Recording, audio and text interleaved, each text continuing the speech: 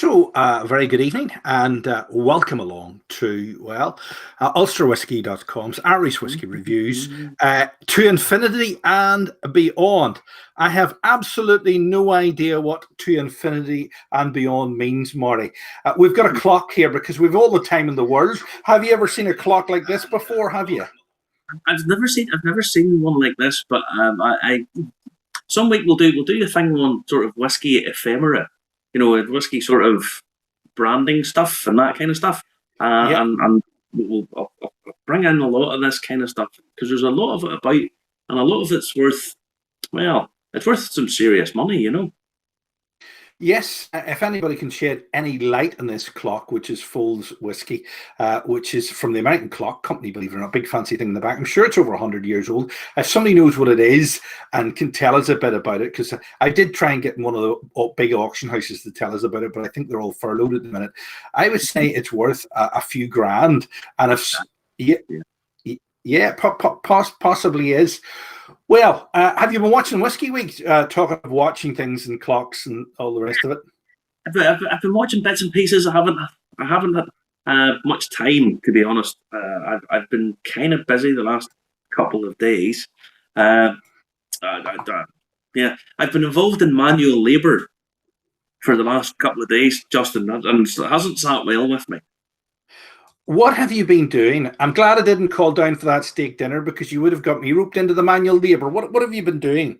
Building a greenhouse for my stepmother. Okay, yeah. And I had to not only level the ground, I had to put it all up and all of that kind of stuff. Now, I sort of quit manual labour a few years ago, and I've been trying to avoid it as deftly as I can. But I continue doing this. That's what I like to hear. So you sort of missed the greenhouse season, but you have to get the plotted plants in around sort of Easter time, don't you? Sort of thing, yeah.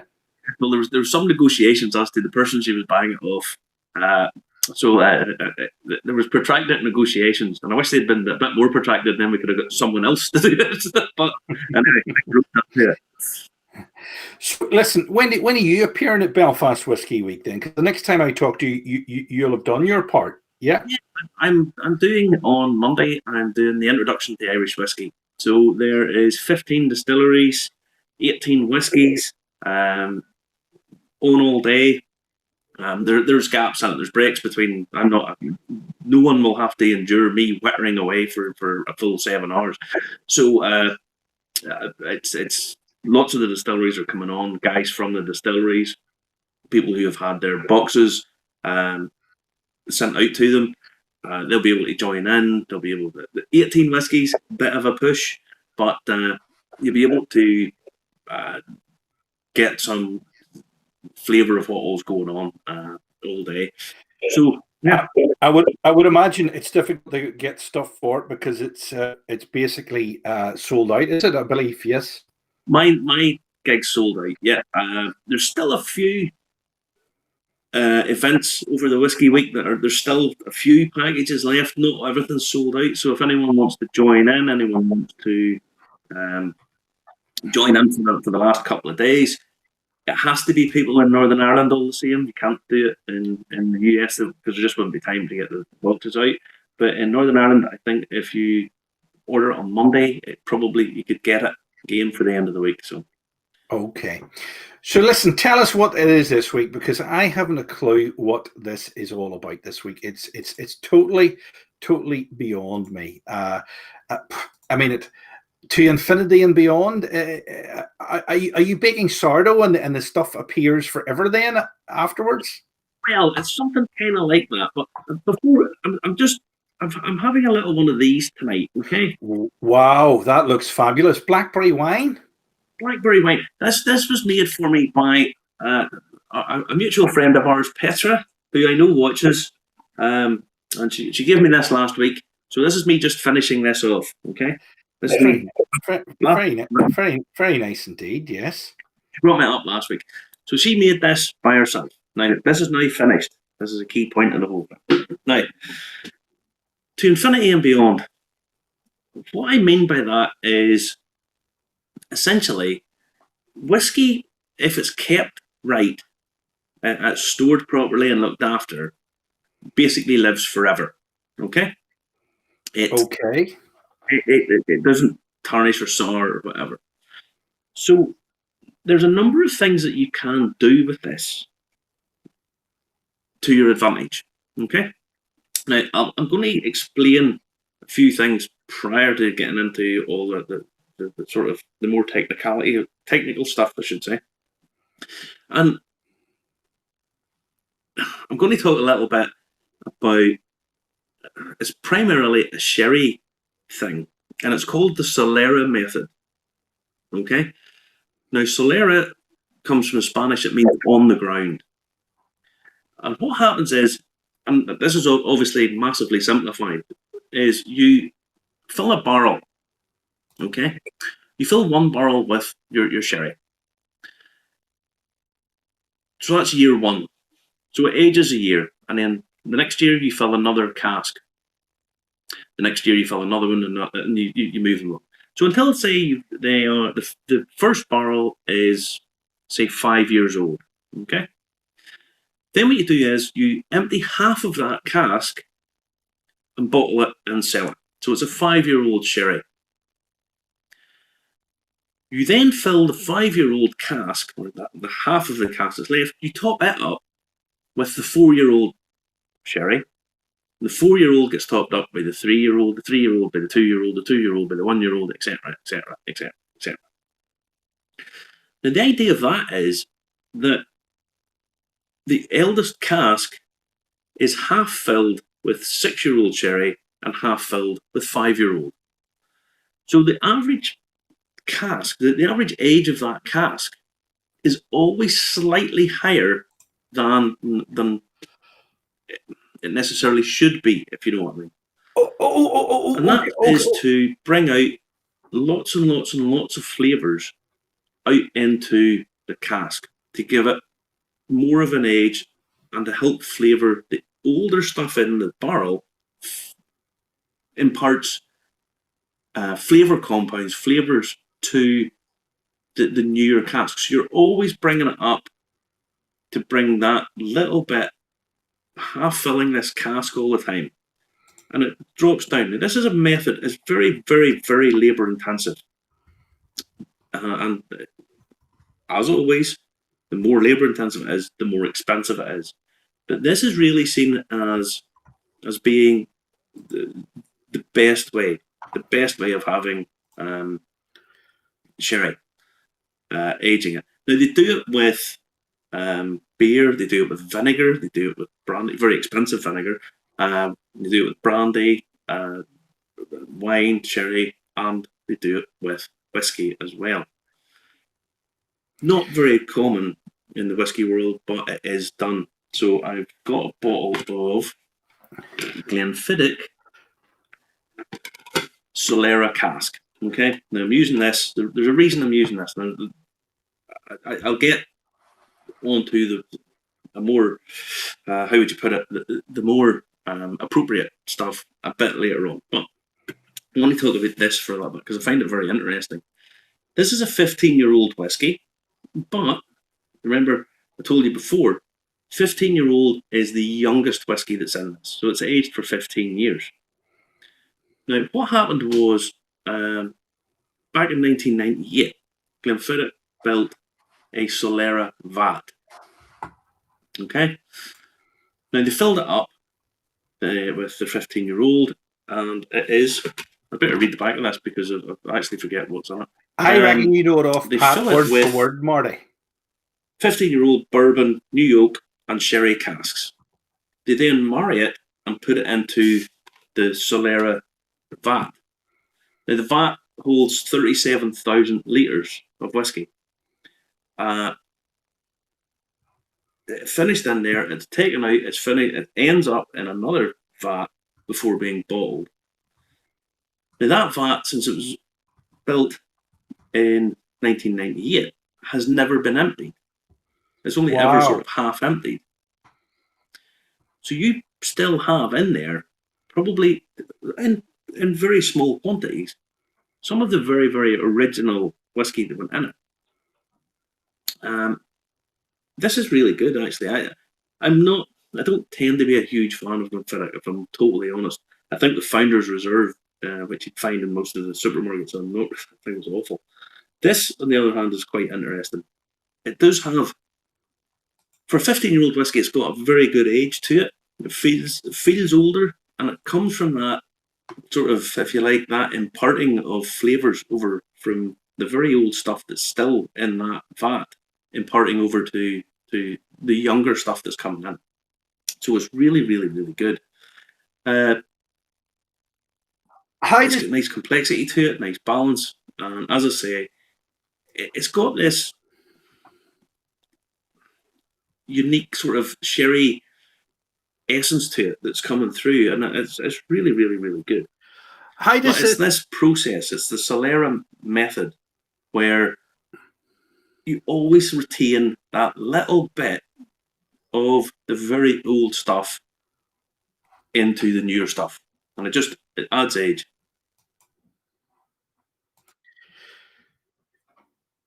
So how does this actually work then, Marty? Does it mean there's a wee bit always left in it?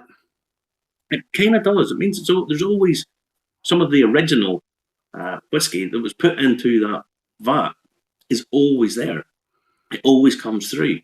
So you're always getting at least. I mean, I know these are fractions. I mean, tiny little bits, but it's this fractional blending that imparts a bit more age to what is essentially a 15-year-old whiskey. But you're talking, there's still going to be elements and traces and probably fairly deep, complex flavour compounds that are coming all the way from 1998.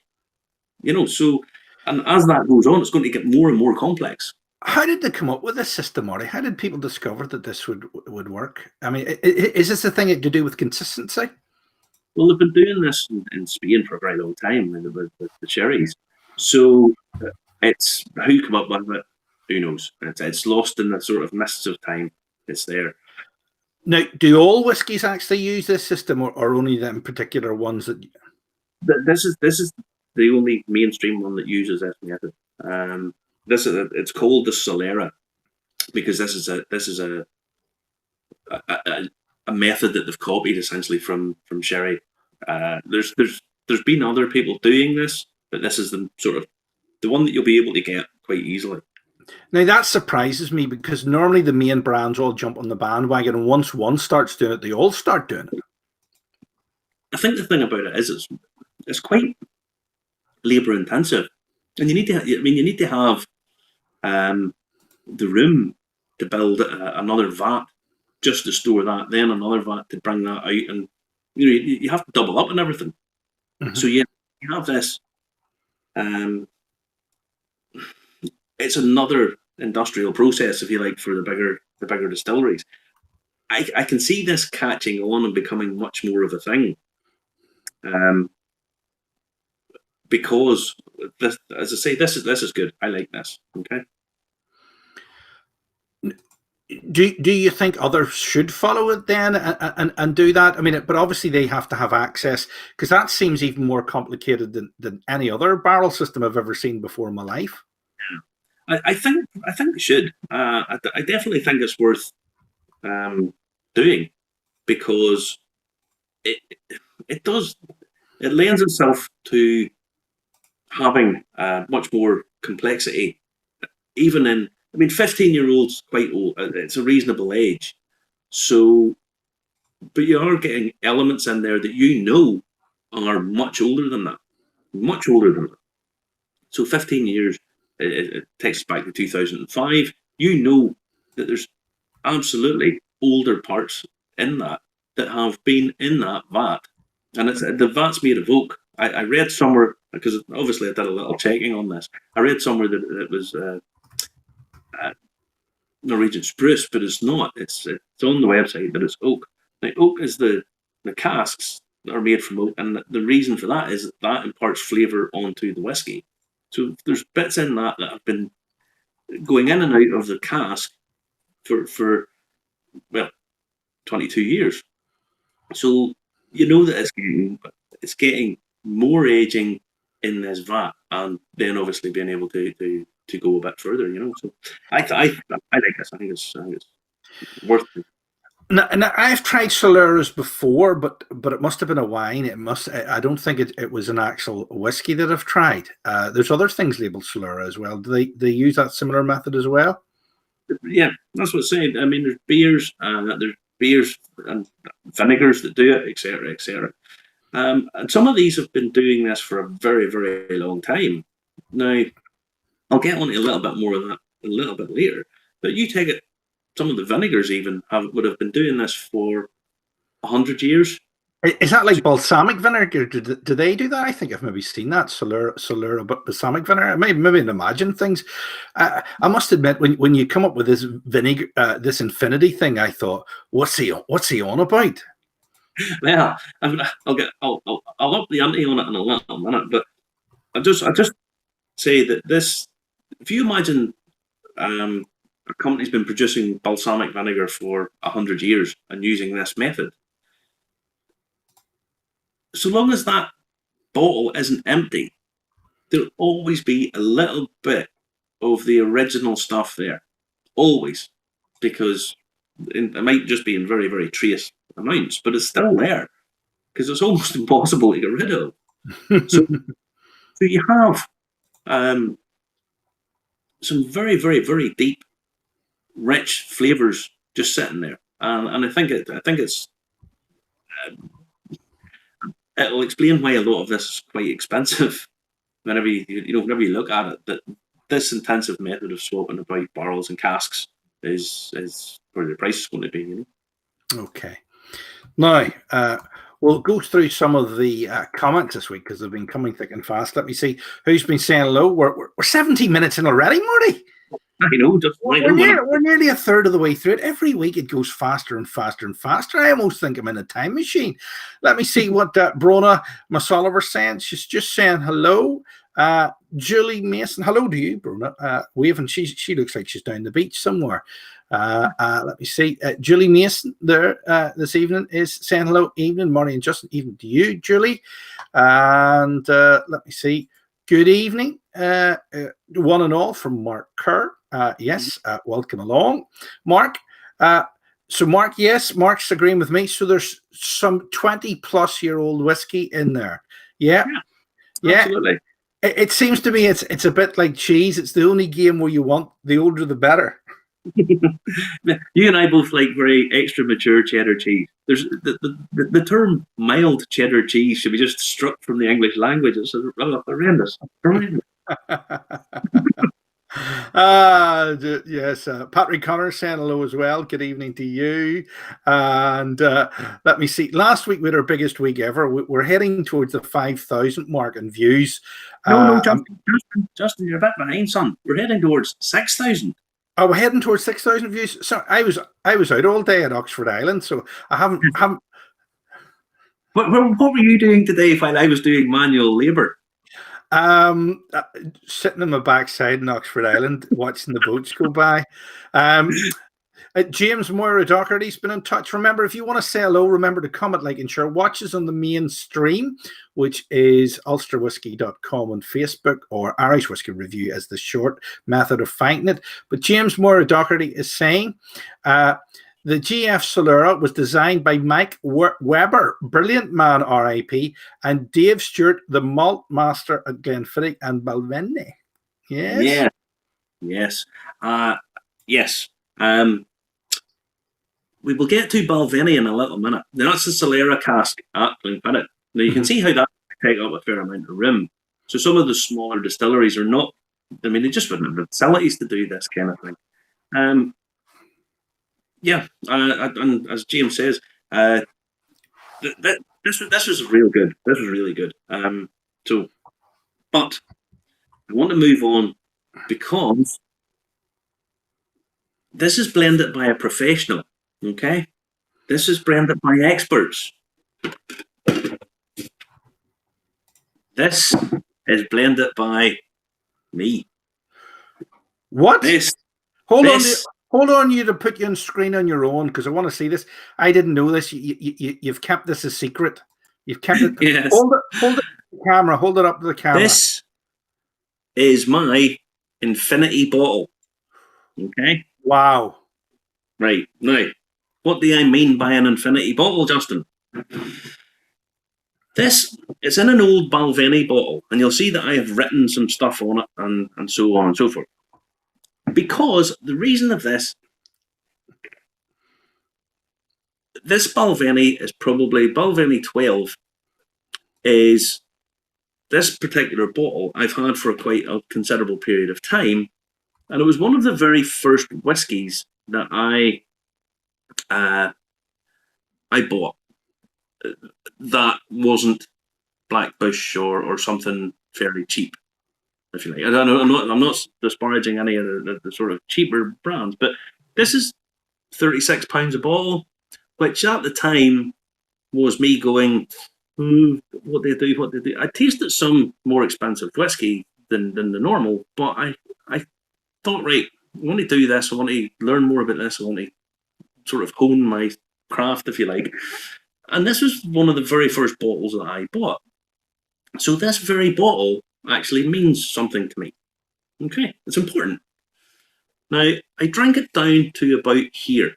Okay, knowing that was kind of the borderline. If it goes kind of below that, you might as well drink the rest of it because the oxygen gets to hit it and kind of knocks it about a bit and kind of ruins it. So I kind of left it that it would be there.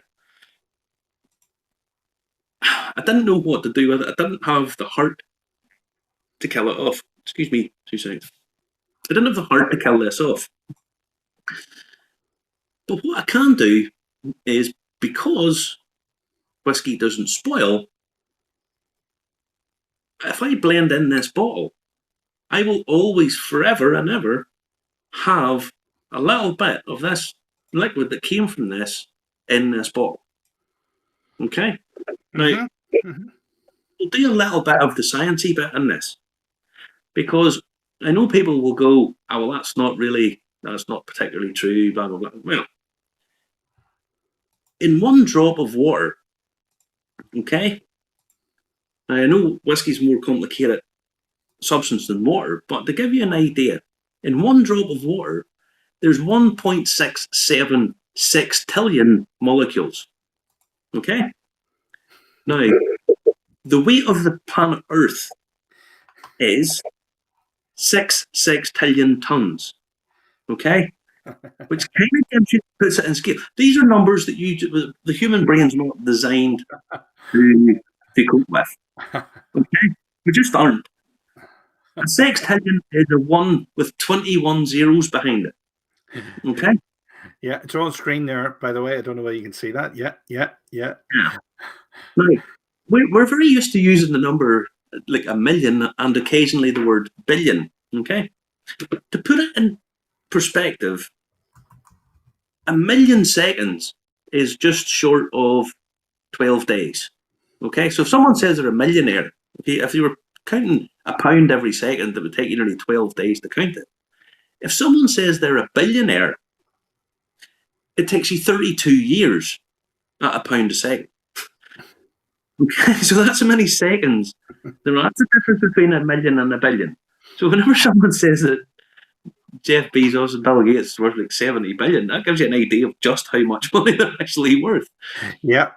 Now, a trillion, as it's on there, is 31,710 years. A sextillion is 1 billion times bigger than that. Okay? Okay, yes. That's in one drop of water. Okay? This probably had 150 milliliters left. So if you scale that up, it's impossible to even quantify how many molecules is in that bottle. Now, I know people will come on, because there's always someone says this. It says, they don't always say this, but someone will say, oh, but whiskey's much more complex. There's not we'll not argue over a couple of 100 billion out of this, because it's not really, it's just an enormous number. This was filled up, I filled this up, but that residual amount of Balvenie is in this bottle. Okay. There's a couple of ways that you can do this, these infinity bottles. And I was talking to one of the distillers from one of the local distilleries there during the week. And he said, I haven't started an infinity bottle because I don't really know where to start. Well, what I did was, I'm not aiming to turn this into the nicest blend of whiskey in the world. That's not really what the purpose of this for me is. Okay? The purpose for this for me is this will never run out, because although I've taken a little bit out of it, I will top this up once it goes down a little bit further. I'll top it up with something else. This for me is about memories. Okay? That bottle of Balvenie will always be in here. And what I did was, what I do, because this appeals to the total nerd in me, right? Is I have a book. And this is basically a diary. And when I started with this as the base bottle, I opened it up, I wrote out where I had got my Balvenie from, when I got it, what it meant to me, etc. Who I had let taste out of this. All of these little memories. It gets brain jogging. Okay. Mm-hmm. I then had this little miniature. Okay. Now you see the little boat. This would be like something you seen the day while I was out grafting and building greenhouses. That's the Waverley. I've been on the Waverley. Yes. Yes. I bought this as a miniature of the boat. It's got the whiskey bar on it. So I popped down, had a couple of reasonably good whiskies, and bought a little miniature for myself. But the problem was the neck fill had started to drop a little bit. So if I had left it a few years, it turns around, there's very little left in it, and basically it's just a bottle. However, what I did, I put it in here. I poured it in. I then, and this jogs your memory again, I wrote in this about the day out I had on the Waverley, which I went with some family, went down, we had a great day. The weather wasn't great, but I got to see the engine in the Waverley is just something. It's just amazing. It's beautiful. Yes, it's a work of art itself. Absolutely. I mean, anyone that doesn't know what the Waverley is, it's a paddle steamer. It's an ocean-going paddle steamer, and it used to plough its trade up and down the Clyde, taking people like Billy Conley when they were kids. Used to go on days out on the Waverley. Now it's the last of those paddle steamers that's still in existence. So I wrote up about my stuff about the Waverley in this. I then got this, which is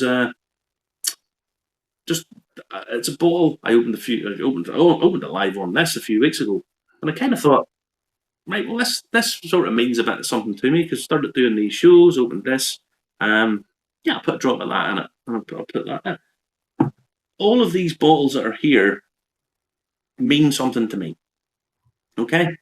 Now, people will go, Redbreast 21 in an infinity bottle? Yeah. There's a story behind that. I'm not going to delve into all of these because some of it's quite personal. Okay, yeah. Bottles that are bought to you or bought for you for, say it's for a birthday, you can put that in, and you'll always have a little bit of that in this forever.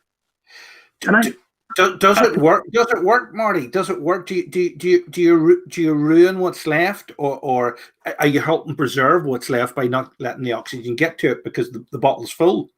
Exactly. But the idea of this, Justin, is, for me, I'm not a blender. There's lots of people out there take a different view of this, doing an infinity bottle.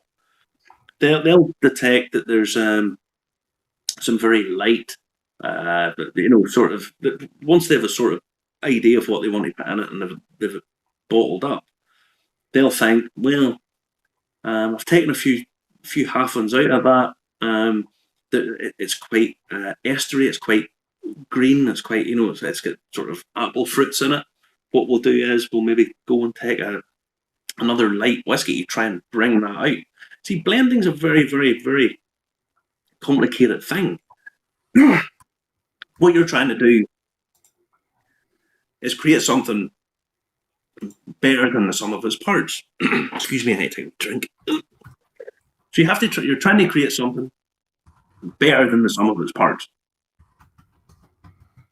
and that becomes a real skill and an art. So someone may take an infinity bottle, and they'll have a very sort of clear idea of what they want to put in it. They want to keep it quite light, keep it quite fresh. Maybe slowly put in um, a couple of measures of something that's a rum cask finish or something to try and open that up and give it that sweet sort of sugary flavour to complement something else that they've detected in it or whatever. And that's one way of doing it. For me, I'm not really all that concerned about how this ends up tasting. It may not be very good, but I can keep doing it. I can keep going on. This bottle can be with me to the end of my days. And it might by accident come out and go, that's actually really, really good. But you won't remember how you made it, Marty. You have the book. But the point is, for me, this book's more important than what's in that bottle. Because this book tells the story of it. And I've mentioned this a lot of times before. The point of whiskey as a spirit, whiskey's not vodka. It's not that just to go and get drunk with. It's certainly not at this kind of level. It's about experience. It's about memories. It's about having a drink with you in Lagavulin, having had a wonderful day out. It's kind of thing that you're trying to remember about why you enjoy some of these. I have a couple of whiskies that I don't particularly like the flavour of, but I've had them with people, or I've had an experience with people, or I was given it by someone, or it's that kind of memory that you really can put into a bottle.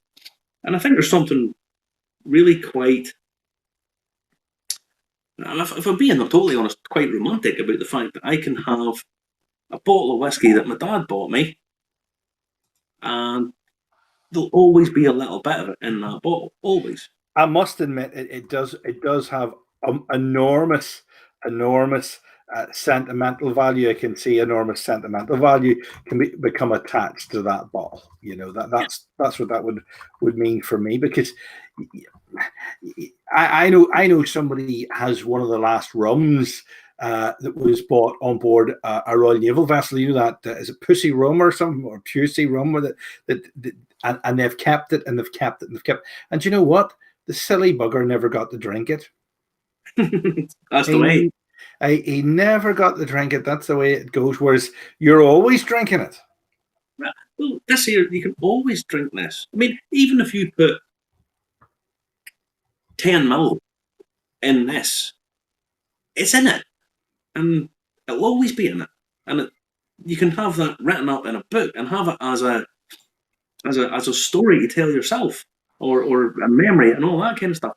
I kind of regret I got a little bottle of a man that I really, really, really respected, who came up to me one day and he said, I was given a bottle of whiskey and I never thought very much about it.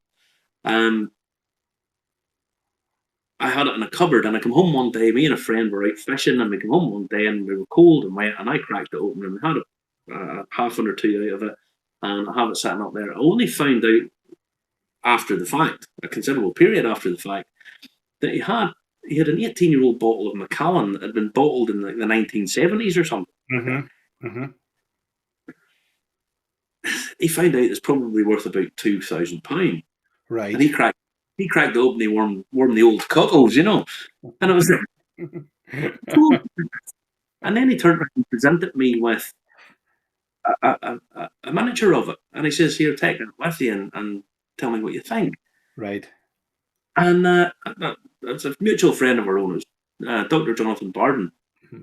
Yeah. And he unfortunately lost his life to coronavirus earlier on in the year. I would imagine there's an awful lot of people have that sort of bottle in their back cupboard sitting there somewhere, and they might be glancing through the internet at the minute and see this and go, Oh, I can buy a new boat. You know. Yeah, but I mean, the thing is, I regret not having had that and putting even a drop in this, and then I could have wrote it in the story. You know, it could Yeah. have been part of the bottle. I'm with you. I'm with you. A couple of people are commenting. If you'd like to join in tonight, always comment, like, and share at the Irish Whiskey Review Stroke Live page. Let me see what Mark Kerr's saying tonight. Mark Kerr saying, "I'll have to pick a bottle now." Yes.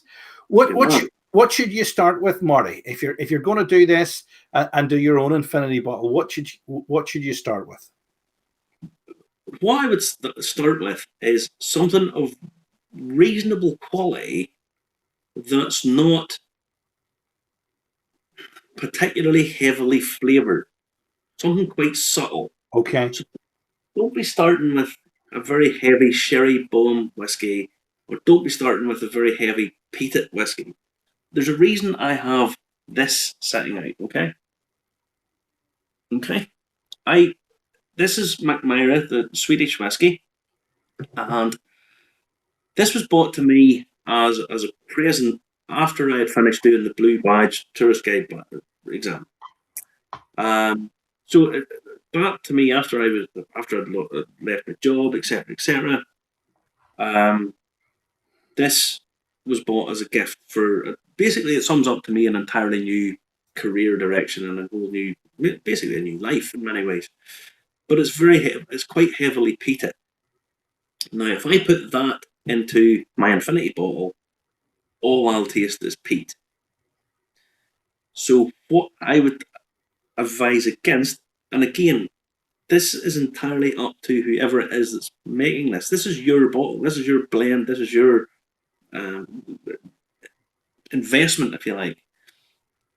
I would advise not to put in any of your Lefroigs, your Ardbegs. Nothing too peaty. Then you're basically saying.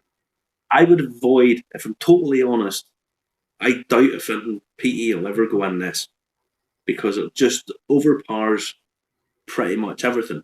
By the same token, I probably won't ever put a bourbon in it. I will put in some of the non-peated Scotches and Irish. And I think that's probably all I'll put in that. Mark Kerr saying he loves, is that the Swedish one, the Mackmyra? That's really, really, really good. Again, it's one of those ones that's quite surprising whiskey. People. I mean, we talked about this. Sweden's vodka country. Finland and Sweden's still vodka country, isn't it? More usually. More so, but they are making whiskey and making really good quality whiskey. But we were talking about this last week about all these new countries that are making lots and lots of whiskey, and it's head spinning to try and keep up with just how much they're making. Right. I must admit, do you think the 6,000 viewers, near double the average, do you think it was down to the fact that we covered so many countries last week, and we reached out to people, and people heard their country mentioned when it was comment, liked, and shared around the world? Justin, this is in the realms of the imponderable. I didn't think we would get any more than about 50 people coming on to slag us off. Now we're getting thousands of people. I thought there would be very few people coming on, but we're getting these thousands of people watching this every week. I told you you knew your stuff. You see, I told you a couple of years ago you should do this, and you kept on putting it off and putting it off. And I mean, I must admit, I'm learning wonderful things about whiskey that I never knew, and getting to try fantastic stuff. This sort of thing. I've been around distilleries and breweries before and heard it before, but there is thousands of years of expertise going into some of these ideas and concepts, isn't there? Yeah, well, there is, and I mean, I like drinking whiskey. I love whiskey, but it's much more than that. And okay, some rums do it, fair enough, but whiskey is a different animal than pretty much any other alcoholic drink. Possibly Guinness is it's a slightly different concept, but you can bring in lots of different stories behind it, different methods of it, that sort of the geography of the whole thing, etc., etc. And it's just a different story, and that appeals to me on a totally different level. Is it down to the mystique and cachet behind it that drives people's interest in whiskey forward, or what is it? I think the thing about it is you have totally different flavor profiles. You essentially have stuff from like very weak tea to things that are like treacle. I mean, I've a bottle over there which it's actually an Auchentoshan, which is like nearly jet black. It's very very it's a cask strength. Left it straight out of a cask in a bottle. Mm-hmm. Again, that's given to me as a present, but it's quite complex. I doubt if it will end up in this, but it's really, really good. But you have this. I mean, this is whiskey, and it tastes nothing like this. Nothing. So whenever I hear people saying, "I don't like whiskey," well, you haven't tried the right one. There's such a range of flavors that you can just play with them, and you can really, really make them zip. There's different ways of drinking them. People have them on cocktails, and I know there's loads of people go, "Oh, you can't put ice in it, and you can't put." And if it's your drink, you do what you want with it. In my opinion, I personally, I would prefer just the raw product, sometimes with a little drop of water. But when you drink it, you're buying into a story and a narrative and a geography and all of that and that history, and especially if you drink it with someone that you care about. I mean, if you take it that you have Redbreast 21, this is an expensive whiskey. I mean, this is best part of £200. Mm-hmm. I mean, I think it's. I mean, if you order a drink of that, it's you've a couple of 20 quid notes, so you might as well buy the bottle for yourself. Mark Kerr, one of our top fans, is saying memory Solar rather than a flavor Solera. what's he getting at? Yeah. I mean, he's talking about this being a memory bottle, and that's what it is for me. I know guys who are have their infinity bottles, and what they're doing is they are trying to become amateur blenders to try and bring out what they think will be something that really appeals to them. I personally don't see how that would work for me. It's just not something that I would do. I much rather have it in my book. This is more important than that. And I think it's as you go through a whiskey journey, which I know is a bit of a cliche, but as you're going through this kind of thing, this tells a story. And if I live for another 50 years, I can still have this bottle. And the very glass that it's in actually means something to me. And there's other stuff behind all of this, and I wouldn't go into it because it's quite personal. And there's other stuff that's quite personal as well. And there's a reason for all of that, and that's to me much more important than what this actually tastes like. I don't want it to taste horrific, so I won't put in anything that I think would sour the whole bottle. So that's why I wouldn't put peat in it. Nor would I put in a really, really heavy sherry bomb whiskey in it, because it would just dominate the thing too much. So just a few simple rules, and this can last me forever. And I can taste the history of the whole thing every time I take a sip. Yep, we're getting some great messages in tonight. I think I don't know whether this guy's been involved before. Yelfer, how cool! Endless stories in a bottle, a bit Arabian Nights. I would imagine it is. It's a bit like when you started talking. There's a bit like a salty old sea dog drinking out of a bottle and reminiscing about stuff, Marty. This is it. I mean, what's the point of having stuff like this if it's not about building memories and about building? I mean, the important as you get older, and I'm obviously an awful lot older than you, Justin. Yes, you do. You do look it. Yeah, yeah. I'm going to wear my toupee next week to make sure. You need your hat on again. You need your hat on again. Well, I have my hat there, but I didn't put it on. But caught a bit of the sun today. I was down at Oxford Island. Yeah. Yes, I was Yeah, in Cardiff building a greenhouse. yeah. Hands, hands. Anyway, Uh, but as you get older, you do get more sentiment. You do kind of think, hark back to this old sort of halcyon days as a kid, and it all does. It starts to mean more, and yeah. I'm going to ask the question. We were talking today about Buckfast at Oxford Island for some strange reason because they were going to run out of it in Lurgan because of the lockdown. What was your first drink? I would say the first drink I had a drink of was maybe a whiskey or maybe a sherry. What did you first have a drink of? A beer or something like that? There, My first drink, my first drink was vodka. vodka. Um, I remember. I remember drinking vodka out of a Lucozade bottle when I was about 13. I'm not proud of this, kids, and I do want to say something before we go tonight because Uh, I think it's. But I was about 13 and I had vodka out of a Lucozade bottle. I thought it would put me off drinking for the rest of my life, but well, it didn't. All right. You spoiled good look. Is it for me? Because I love look. Is it actually? Gotta say hello to a couple of other people watching tonight. Let me see. Yule Price is watching tonight. Hello to you, Yule. And Peter McCabe as well. Sherman Wright. Brenda Russell as well. Trevor Watson as well. Good evening to you. But somebody's angry. It's maybe because we're promoting drink. Which has probably hit the wrong thing by mistake, as you do. They're all awfully close together, and my big fat fingers hit the wrong thing.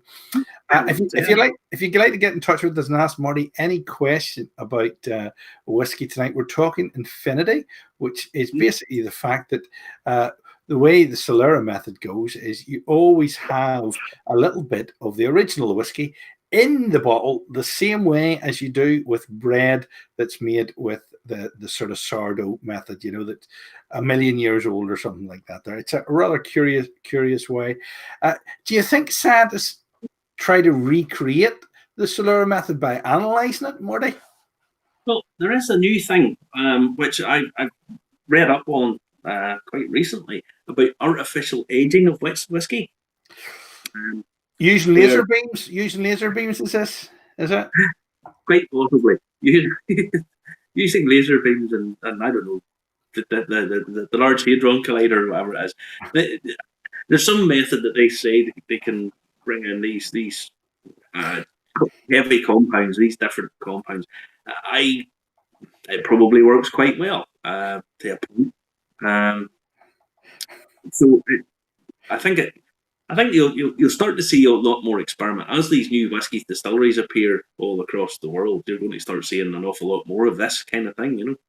Yes, I must admit that science tries to sort of scientific expertise trying to match sort of expertise that you can't learn from a book sort of thing. I think Peter McCabe says no hats this week, please. He doesn't want me to put on a hat. That's a good move. Oh. Yeah. Yes. I don't put on the hat.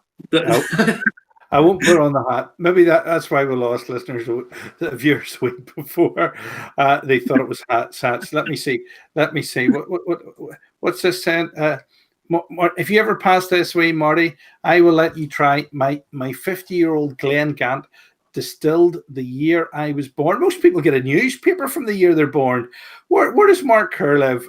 Google it and see. Where does he live? I don't know, but I hear the sound of diesel going in my car. Yeah, would that be one that you would have to try? I mean, that's 50-year-old. I mean, that's 1968, is it, or something like that? Is it? No, 19. I'm not very good at working back the way, Marty. Your accuracy's not great, Justin. It's 1970, buddy. Oh, is it? All right. Is it? Well, 1970. What would that be like? What would that be like? I should imagine it would be. It would have a very, very, very long finish to it. Here, he's given us the exact. He's maybe Mark. Whatever you do, don't type the postcode in here because we'll get struck off by Facebook. Don't type your postcode in. But he's typing in the year 1957. Oh. 1957. Marty's ordering a taxi as we speak now. 1957. I've nearly got on the bike.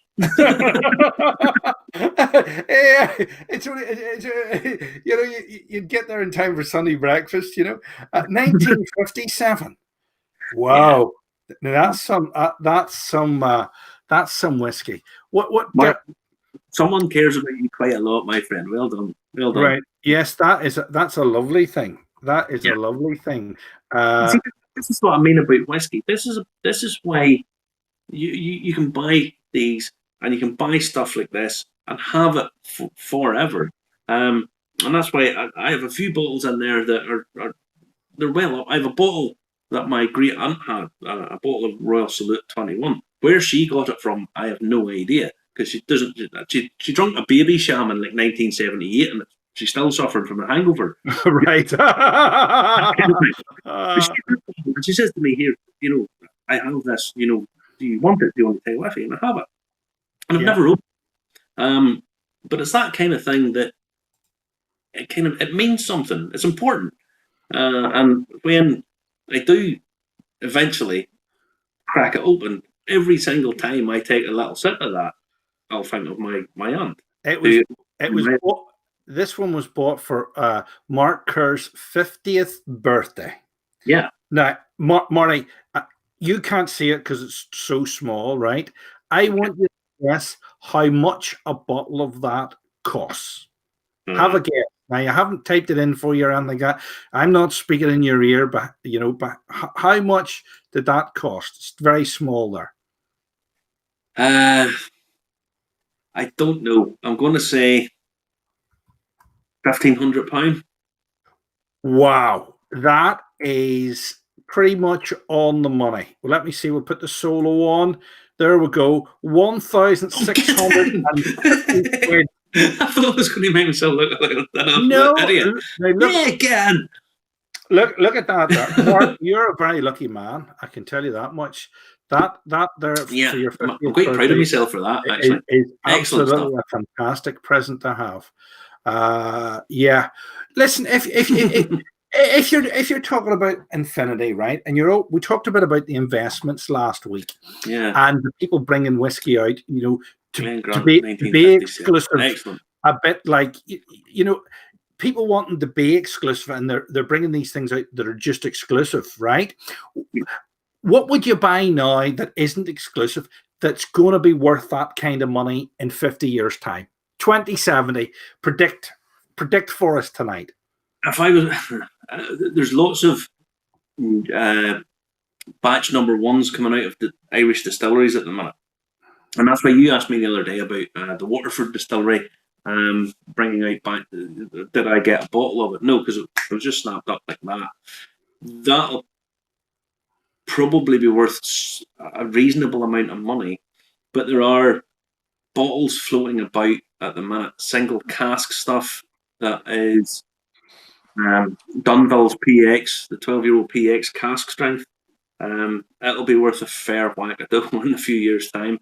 And there's a few other bottlings about that probably would end up being that. But Irish whiskey doesn't have 50. I would doubt if there's a 53-year-old cask of Irish whiskey in existence. Now there maybe is. There's a very, very, very few of them. Yeah. So you'll have to wait 50 years before you can get a 50-year-old one, probably. Okay, I'm with you. Maybe. You know what I mean? There just really doesn't exist. Right. So we've got about 5 minutes left tonight, ladies and gentlemen. We've had a excellent sort of review into the Infinity Solera Method. In the last 5 minutes, if you'd like to ask Marty any questions, always get in touch through the main page, which is facebook.com/Irish Whiskey Review Live. That's the best way to see us and get in touch with us. Listen, Mark, she said, was around 300 at the time, was bought by my wife and daughter as a combined birthday and Christmas present. Very, very, very good. Yes. Is that not a better Christmas present? Is that not a much better present than buying, I don't know, a pair of socks and a shirt? You know, I mean, what a present. What a nice thing to get. Well, you know, you can spend £300 in a Gore-Tex jacket. Now, it used to be when you bought a Gore-Tex jacket, you still had it in 30 years' time. But now when you buy a Gore-Tex jacket, you're lucky you have it in 2. You know what I mean? That's the sponsorship deal with Gore-Tex out the window, Justin. No, I'm not worried. If Gore-Tex want, this isn't a camping video. If we did camping videos, I would be saying Gore-Tex is brilliant. But if you notice, we're always honest about the whiskies. We do. We try to be as honest as possible. I mean, it is basically down to personal taste and all that kind of stuff. But when you're getting bought a present that you can actually, I think there's something totally different about having something that's you can taste and ingest. That in that regard, whiskey's kind of unique because you can have it for years and years and years and years and years, and Mark can taste it, can have a little bit of his birthday present for 20 years, you know, and I think that's wonderful.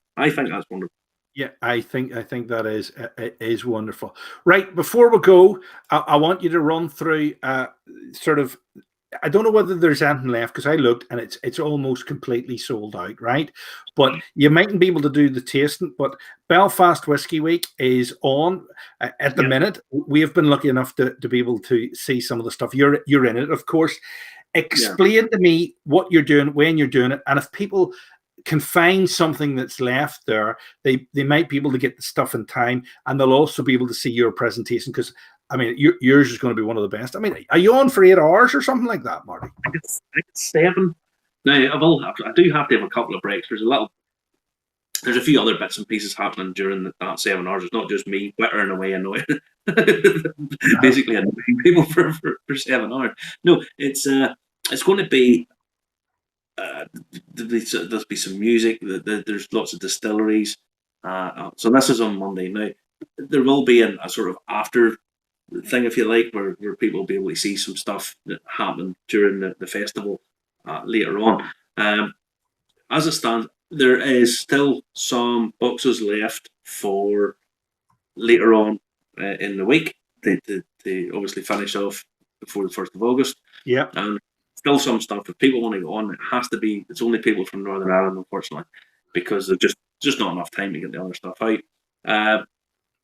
Lots and lots of exclusive stuff, things that are totally unique to the festival.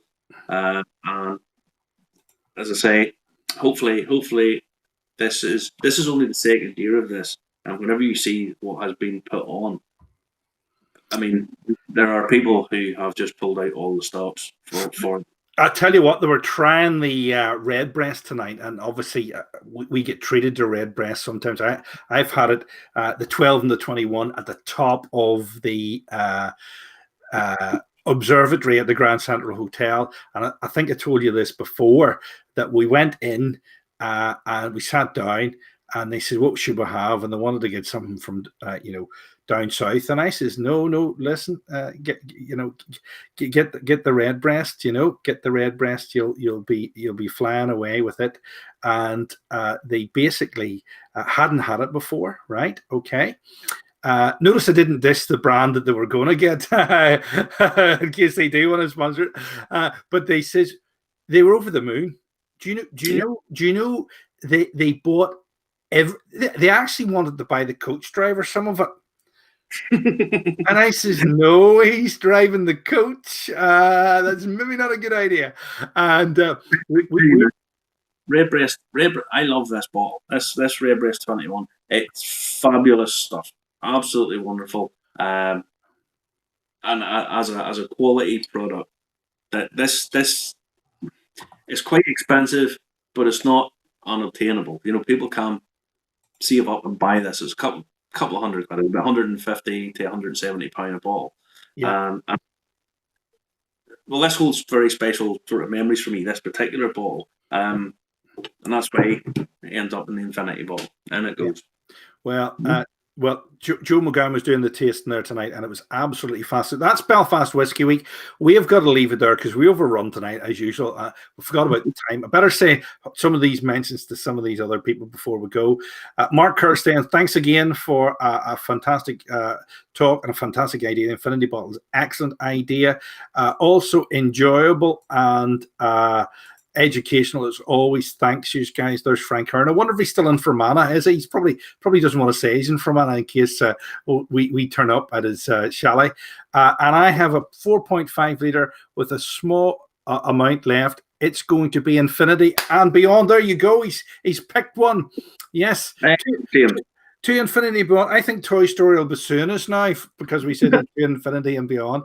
But I think that's been said before. All right. A very good evening, Marty. Catch you soon. Okay, guys. I'll talk to you again soon. All right. Night. Take care, guys.